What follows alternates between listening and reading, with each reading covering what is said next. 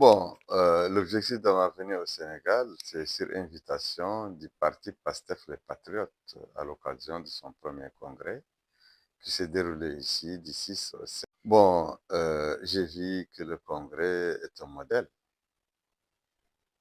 modèle pour les Africains, pour les Africains engagés, pour une Afrique nouvelle, pour une Afrique totalement souveraine et libre, souveraine économiquement, souveraine politiquement, souveraine culturellement. Je pense que le Congrès a été une occasion de voir se dérouler sous nos yeux un modèle de la refondation et de la renaissance des luttes africaines, des ambitions pour l'unité africaine, pour l'affranchissement économique, politique et culturel de l'Afrique. Euh, un, un projet qui a été commencé dès les luttes pour les indépendances. Bon, un projet de libération de l'Afrique qui a commencé dès les premières années de lutte pour l'indépendance. Mais c'est un projet qui s'est enlisé après, enlisé dans la division des Africains, dans les dictatures familiales, oligarchiques qui ont enfoncé l'Afrique dans la prévarication, dans la corruption, dans l'ethnicisme, dans l'égoïsme et surtout dans la soumission des Africains aux forces centrifuges internationales mis par des intérêts néocoloniaux. Et cet enlisement de l'Afrique, beaucoup d'Africains ont toujours tenté de secouer son joug. Parmi les Africains qui ont agi en notre temps dans ce sens de sortir du joug vraiment de cette régression, de cette arriération, de cet esclavage moderne des États, de cette capitulation de l'Afrique et de l'occupation de l'Afrique. L'expérience du PASTEF est une expérience très courageuse, pleine d'espoir, non seulement pour les Sénégalais, mais pour tous les Africains. C'est une expérience qu'on voit se développer.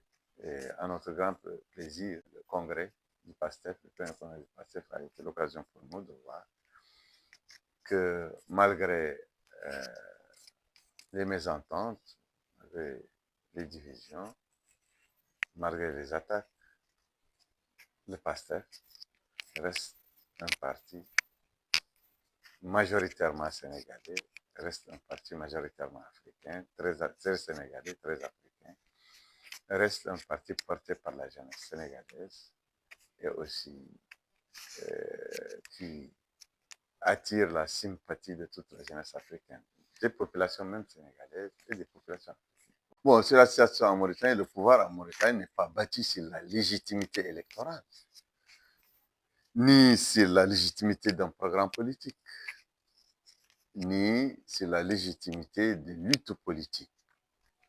Ceux qui se relaient au pouvoir depuis 1978, ce sont des hommes qui ont trahi leur serment, vraiment, de militaires chargés de la défense de la patrie. En trahissant ce serment, ils se sont accaparés de l'appareil d'État.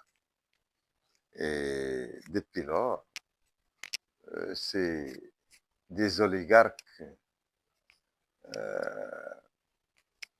militaro-capitalistes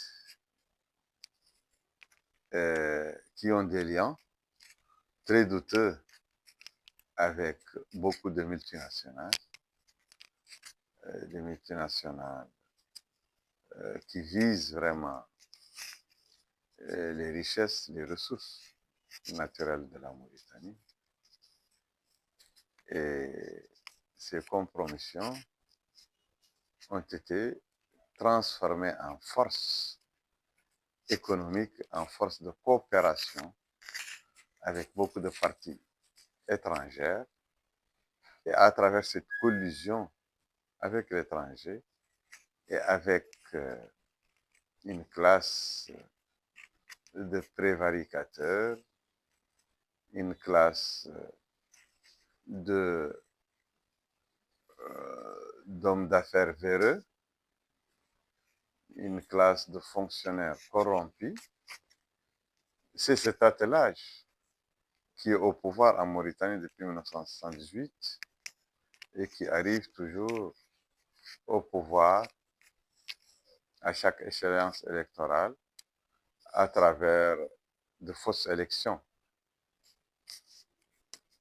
Et ils ont adopté des démocraties de façade, c'est-à-dire de fausses démocraties, qui ne sont pas en vérité des démocraties, des démocraties de façade. Et ils y trouvent leur compte et leurs partenaires, mais le peuple mauritanien n'y trouve pas son compte. Car malgré la richesse de la Mauritanie, le peuple mauritanien se débat dans la pauvreté totale, le dénuement, dans le manque d'infrastructures hospitalières, d'infrastructures routières, d'infrastructures sanitaires, d'infrastructures scolaires. Il n'y a plus d'enseignement en Mauritanie, il n'y a plus de santé en Mauritanie, il n'y a pas d'assainissement dans les villes mauritaniennes qui sont de grandes métropoles maintenant, de grandes mégapoles. Il n'y a plus vraiment d'avenir pour la jeunesse mauritanienne qui s'est éparpillée dans le monde à travers une immigration très, très risquée. Il y a le chômage qui bat son plein, il n'y a aucune réalisation économique qui peut vraiment être une source vraiment de tranquillité, une source vraiment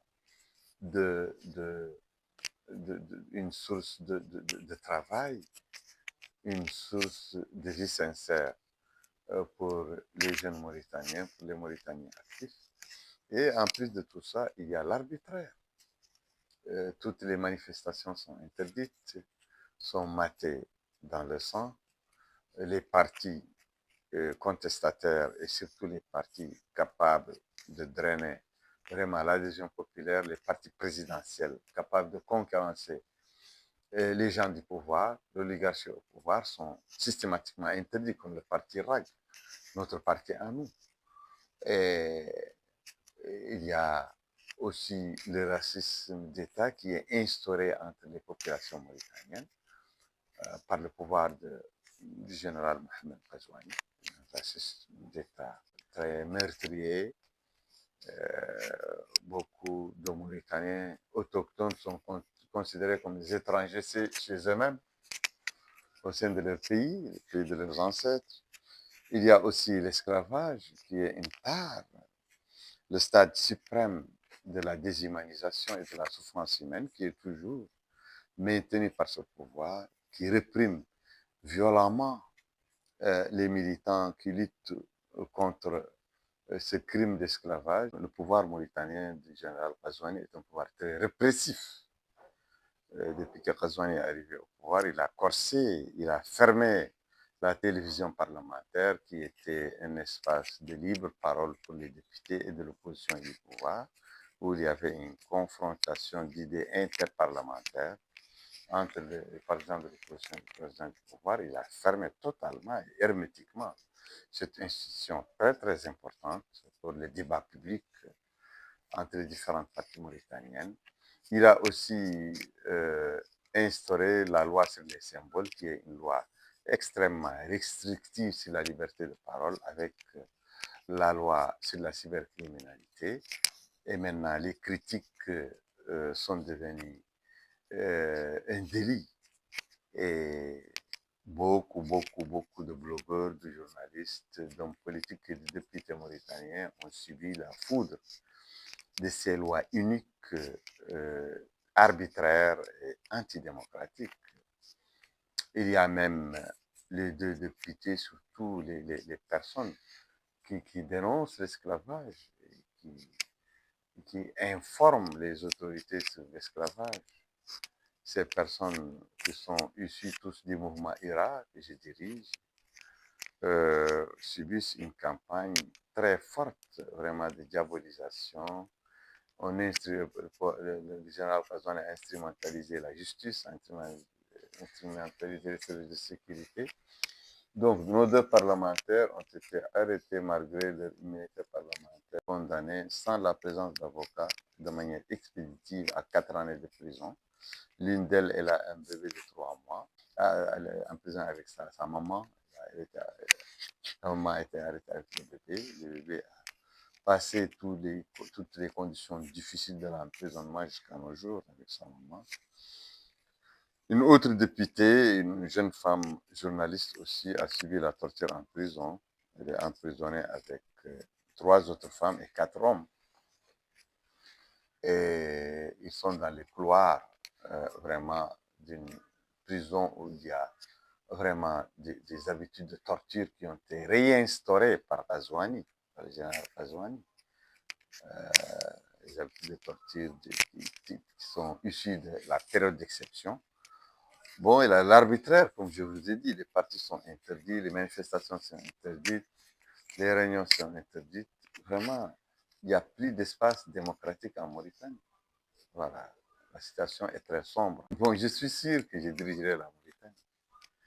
Très prochainement, je vais diriger la Mauritanie parce que il y a la légitimité populaire, la légitimité nationale, la légitimité du programme et la légitimité du combat et du sacrifice que mes amis et moi nous avons fait.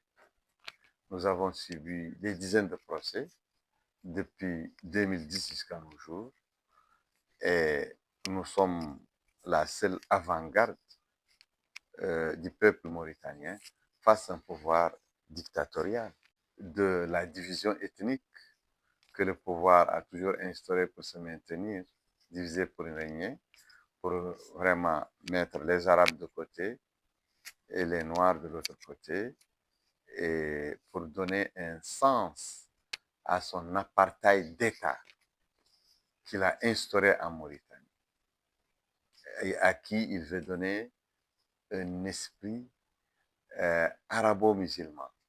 Comme l'apartheid en Afrique du Sud, les Afrikaners lui ont donné un esprit judéo-chrétien. Bon, je pense que c'est l'échec total d'instaurer cet apartheid dans l'esprit des gens, qu'ils soient les Maures, les Arabes, ou qu'ils soient les Haratines, ou qu'ils soient les Pulaars, les Peuls, les Soninké, les Wolofs ou les Bambars. Je pense que l'apartheid officiel étatique en Mauritanie a été confiné autour de l'intelligentsia et du groupe dominant très limité qui s'accapare du pays, de l'appareil d'État du pays, de l'appareil économique. Et c'est un apartheid destiné à être vraiment renversé par tous les Mauritaniens, toute ethnie et toute classe et strate sociale confondue.